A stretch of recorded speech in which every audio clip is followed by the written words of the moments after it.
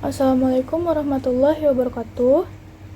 Puji dan syukur kita ucapkan kepada Allah Subhanahu wa Ta'ala yang telah melimpahkan rahmat-Nya kepada kita semua, sehingga kita dapat melangsungkan pembelajaran mengenai tanah dan keberlangsungan kehidupan.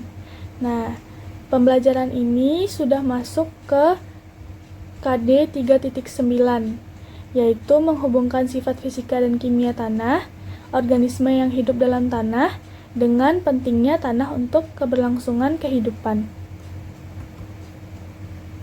Nah, materi pembelajarannya itu terbagi dari peranan tanah, kemudian peranan organisme tanah, proses pembentukan tanah, dan yang terakhir adalah komponen tanah. Nah, tanah itu berperan yang pertama adalah sebagai tempat hidup hewan dan bakteri. Tanah berfungsi sebagai tempat hidup bagi berbagai macam hewan. Nah, selain hewan, pada tanah juga terdapat bakteri, meskipun tidak dapat dilihat dengan kasat mata. Nah, yang kedua adalah sebagai penunjang kesehatan dan penyedia keperluan manusia. Berbagai aktivitas manusia, seperti sepak bola, bermain kelereng, dan lain-lain itu dilakukan di atas tanah. Kemudian rumah dan sebagian besar manusia itu dibangun di atas tanah. Manusia juga menggunakan berbagai jenis tanah sebagai bahan bangunan rumah. Nah, berbagai macam barang kerajinan dan perabotan rumah tangga juga banyak yang terbuat dari tanah. Selanjutnya, tanah itu berperan dalam penyedia dan penyaringan air. Nah, sumber air itu berasal dari dalam tanah, meskipun banyak juga terdapat di atas permukaan tanah, misalnya dari danau, sungai, dan laut. Air tanah banyak dimanfaatkan oleh hewan, tumbuhan, dan manusia. Nah, air bersih yang berasal dari tanah biasanya dimanfaatkan untuk minum, mandi, mencuci, dan lain-lain. Polusi atau polutan yang masuk ke dalam tanah melalui air atau langsung masuk ke tanah itu dapat dinetralkan dan menjadi bahan yang tidak membahayakan bagi lingkungan. Hal ini karena dalam tanah terdapat bakteri atau mikroorganisme yang berfungsi sebagai pengurai senyawa kompleks atau pengurai senyawa yang berbahaya, sehingga dia bisa menjadi lebih sederhana dan tidak merusak lingkungan. Selanjutnya adalah peran organisme tanah. Nah, organisme tanah pada umumnya berada pada lapisan tanah bagian atas seperti hewan, jamur, dan mikroorganisme. Nah, hasil dari aktivitas mereka inilah yang dapat mempengaruhi kesuburan tekstur tanah dan juga kegemburan dari tanah. Nah, peran dari organisme tanah, coba perhatikan gambar di sebelah kanan dari slide yang Ibu tampilkan.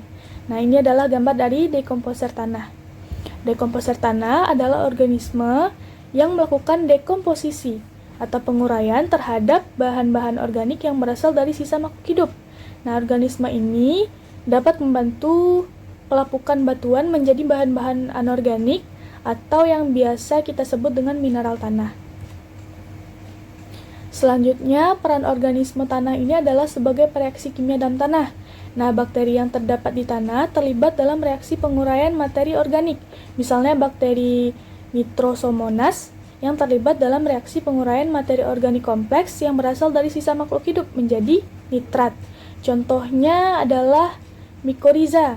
Nah, mikoriza itu adalah jamur yang mampu membantu tanaman untuk meningkatkan kemampuan dalam penyerapan unsur hara berupa fosfor. Nah, selanjutnya yaitu memberi pengaruh pada tekstur tanah.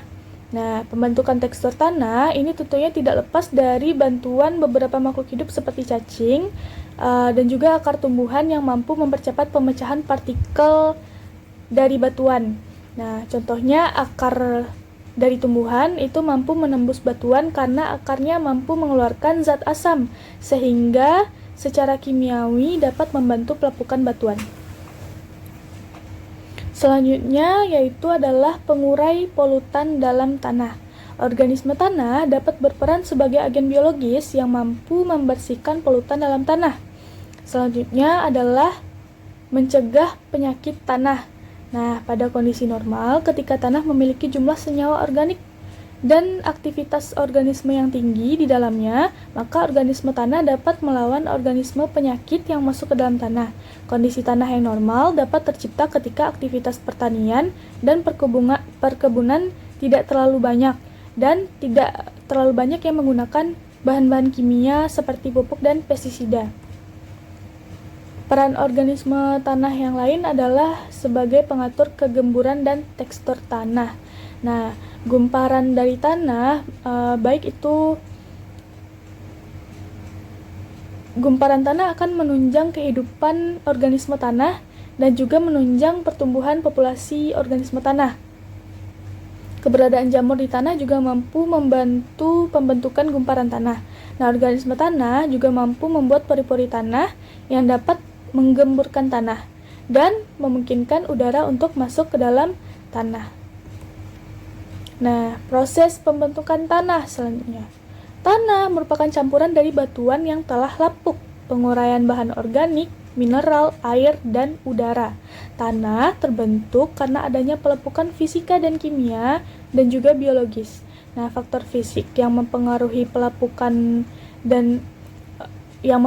pelepukan salah satunya adalah iklim, seperti sinar matahari, curah hujan. Mereka mempengaruhi suhu bumi sehingga membantu mempercepat pelepukan batuan.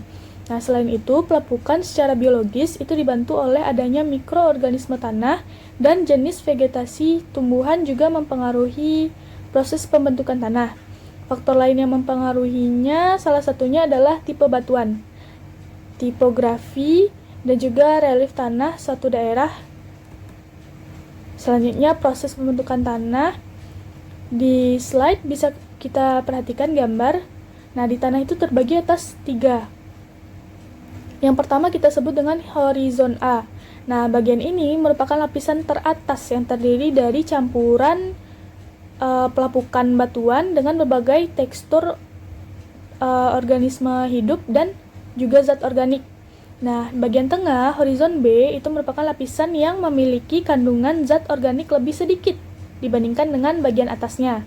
Kemudian horizon C. Nah, bagian terakhir, bagian paling bawah, dia merupakan lapisan yang tersusun atas batuan dan berperan sebagai penyedia utama material untuk tanah bagian paling atas tadi. Nah, yang terakhir itu adalah komponen tanah. Tanah itu terdiri dari air, mineral, komponen organik. Nah, komponen organik ini contohnya adalah seperti hasil-hasil dari penguraian, penguraian tumbuhan dan penguraian hewan. Kemudian batuan, udara, dan yang terakhir adalah humus. Nah, baik, sekian dari Ibu untuk hari ini. Seperti biasa, kita lanjutkan diskusi melalui grup yang sudah ada. Jangan lupa ambil absen. Ibu sudahi. Assalamualaikum warahmatullahi wabarakatuh.